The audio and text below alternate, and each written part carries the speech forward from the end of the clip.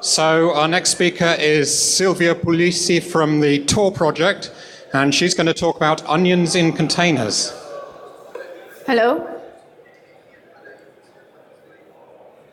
Okay. Hola. Hey, I'm Silvia. On the internet, I'm known as Hero. I have a nickname that I use on IRC. That's also the start of my email at torproject.org in case you want to contact me later.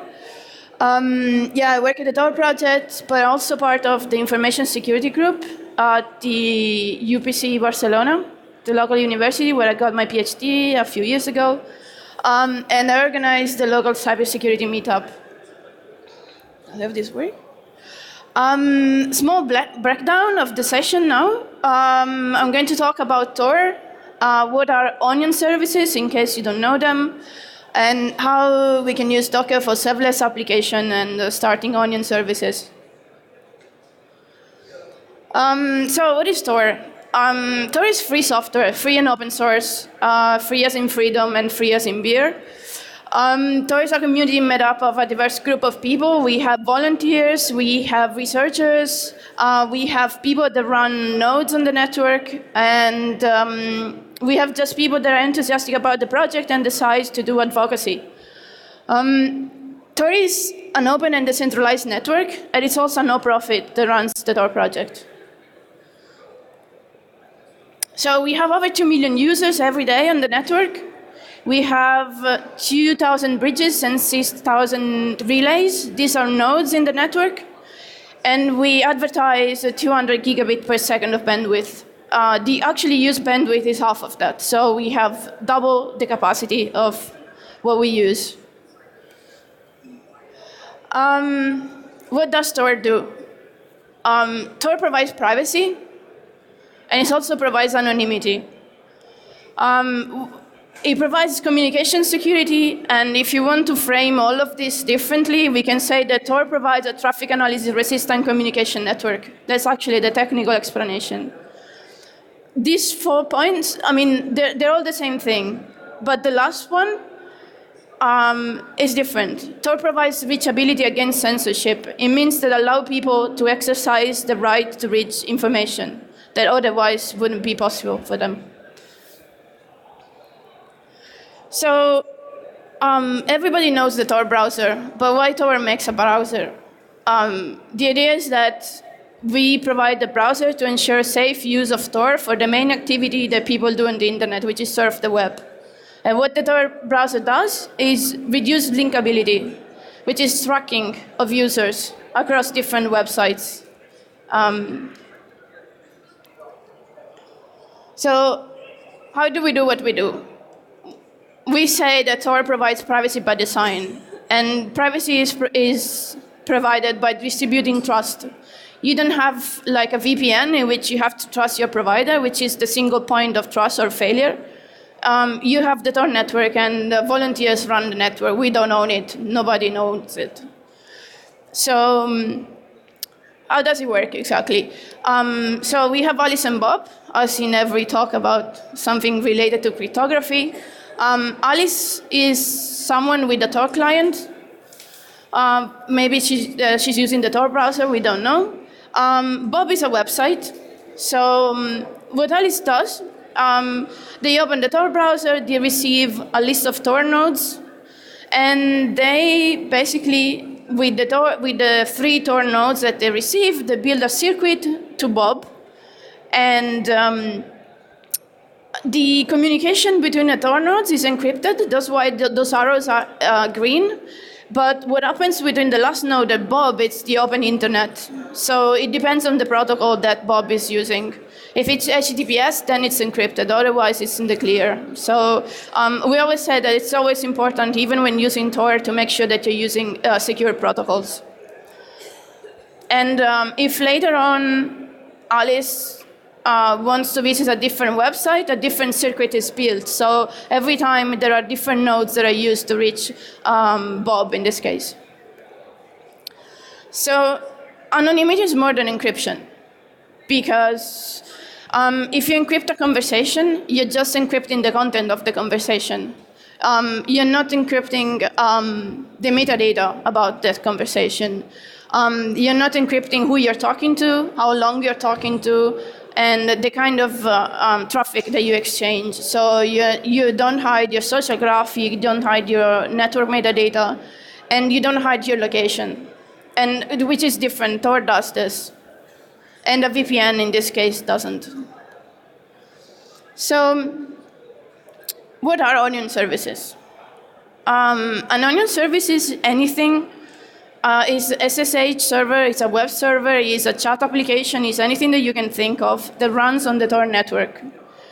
And how does it work? So in this case, we always have Alice and Bob.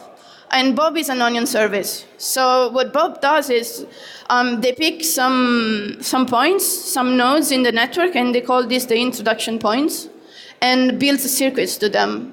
And with these points, they send them to another node in the network, which is the directory server, and says, hey, I'm an onion services. These are my introduction point, together with other data.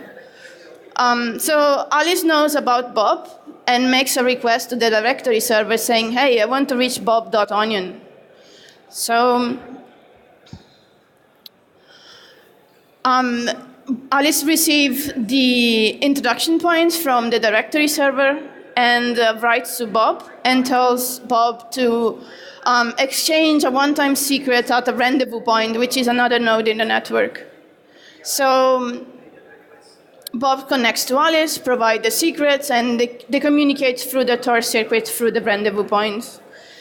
Between Alice and the rendezvous point, there is a 3-hop Tor circuit, and between Bob and the rendezvous point, there is another 3-hop Tor circuit. So it's a 6 hops of encrypted communication between them.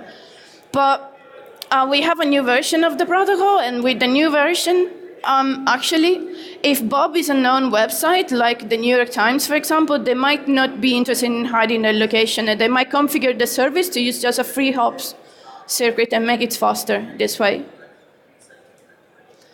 So onion services live within the Tor network, and they have some interesting properties that are provided by Tor.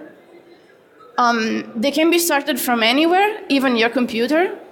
And actually, a very good use for onion services are people that want to run an SSH service, and they don't want it to be open on the internet. They just run it over Tor.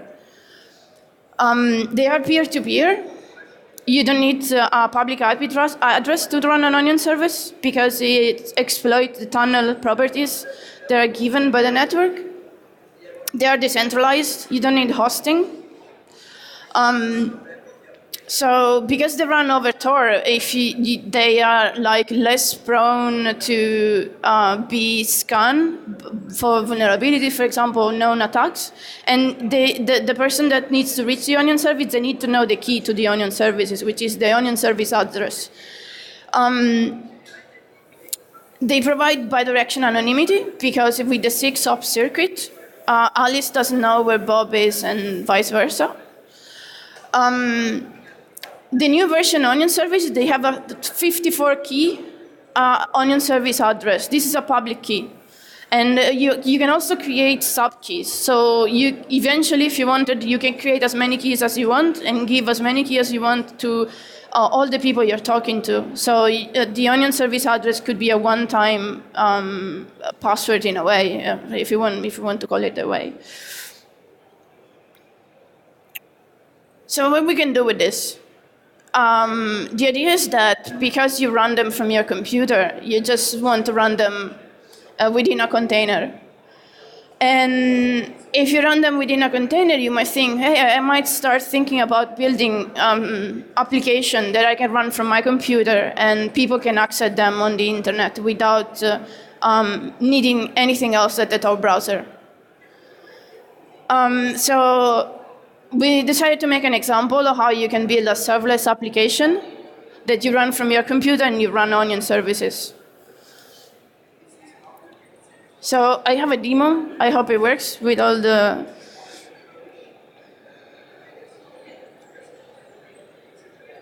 Well.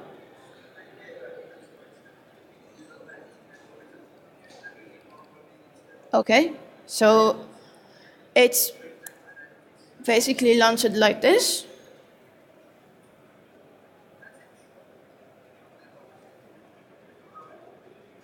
So it builds a container, runs a web server. In this case, it's Nginx, then runs Tor, and then it gives you an onion address. Okay.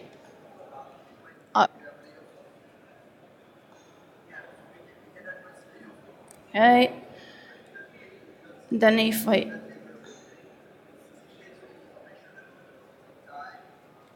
open the Tor browser, this is the New York Times. Well, it's telling me that if I enlarge the browser, I'm giving away the dimension of my screen to website.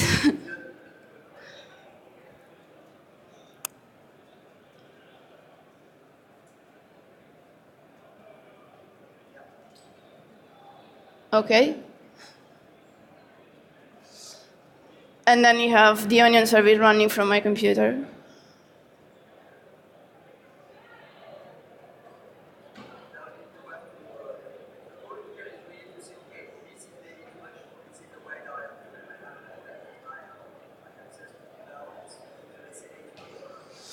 And yeah, basically, so that's the idea. It's very simple. I'm now lost in my presentation with all these windows. So we close everything. 1 second. Okay. So how does it work? Docker provides the container when the onion service runs. And there is a wrap, which is a desktop app that we are building, which is written in Python, and just actually start the service. And the app talks to Docker via the APIs. And what we wanted to it's very small here. What we wanted to show is that you don't need too much information, too much development to actually do this. Besides the app and all the stuff that we want to collect, like logs and when the web server starts and when the Tor circuit starts and if something goes wrong or not, the thing that does it is these 3 lines of code for it, actually, in which we send the Docker file and we build the container. And of course, then we just run a few other commands like scraping the onion address that is created when Tor is launched, but it's not much more than that at the moment. And the idea is that we wanted to have a demo that was as simple as possible so that people could know that this technology is there and it can be used. And it can be used even if you just want to share some work you've been doing on some application with a colleague and you don't want it to put it online on some web server. You can do it from your computer and it's very intuitive. And the actual Docker file is simple as well. It's just an apt-get update from Debian, and I copy over the nginx.conf and the Tor RCC files, which is where I actually configure the onion services. And yeah, it's not that much complicated, and I hope that this will allow people to actually say, hey, this is nice, this is something that I can use. And also, the idea behind it is that you can build applications that are privacy friendly, that take anonymity into account, and that can open up all a new ecosystem of different internet, maybe, that's more open and it's more privacy friendly again. Yeah, so that was basically it. Actually, that runs short on time. I have time for questions if anyone wants. I also have stickers. I won't scan your badge. But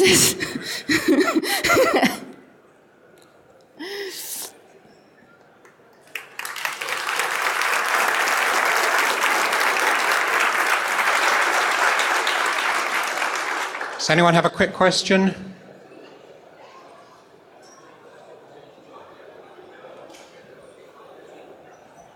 So when you're using Tor, so you're anonymous and this kind of thing. But is it well? Are you going to be like detected by the internet, the government, and this kind of thing? As a user of Tor, is that something dangerous? Is that something that?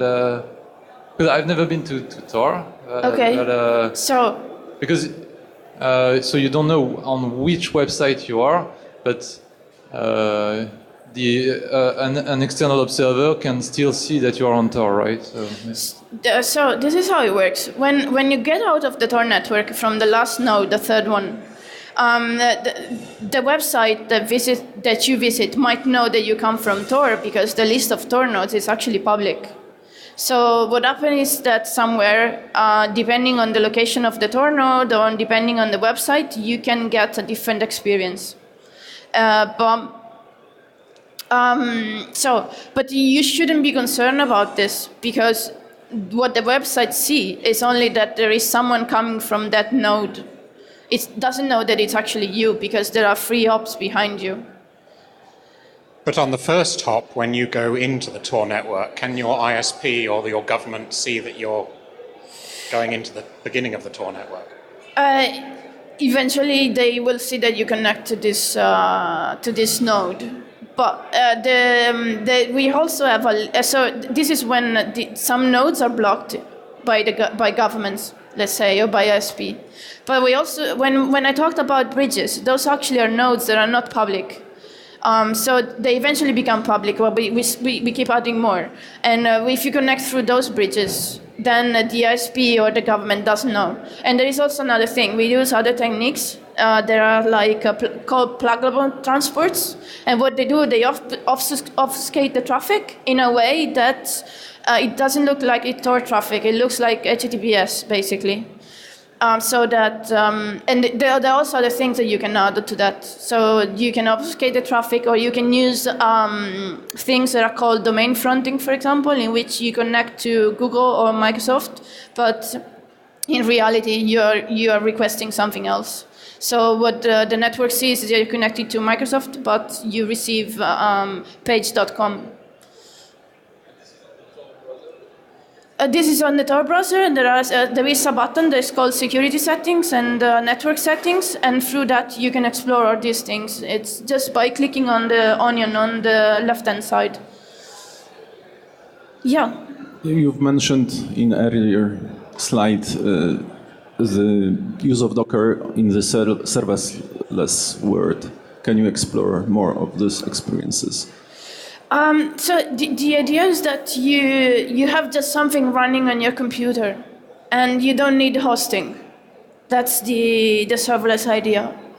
It's basically the idea that it's peer-to-peer and it's decentralized. And one useful case for this is that in some developing countries where hosting is not that available and it's very expensive for the local communities, people say, hey, you can start your web shop, for example, or you can start your business by putting an Onion services, and you put a barcode, and people scan it and they open through the Tor browser, and you don't need to pay anything else. You just run it, for example, on a Raspberry Pi.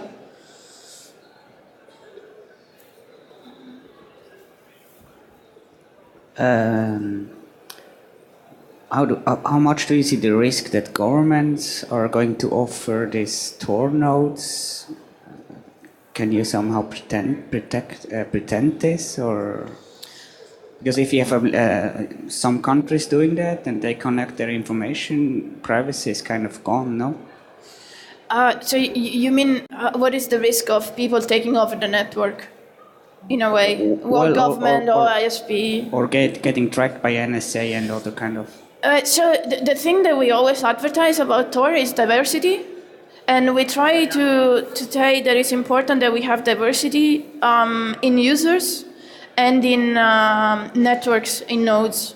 So diversity in nodes is important because if some provider is blocked, we have other providers, or we have other people offering that bandwidth, basically. And diversity in users is also important because if all the people that like music use Tor, you know that Tor is the network of people that like music. But otherwise, if you have a diversity of people using Tor, you know that the traffic cannot be actually so easily analyzed. But diversity in the network is very important, and we know some of our operators. We do meetups. We try to develop the community as much as we develop the code, and we hope to keep it that way. Okay, we're out of time, so let's thank Sylvia again.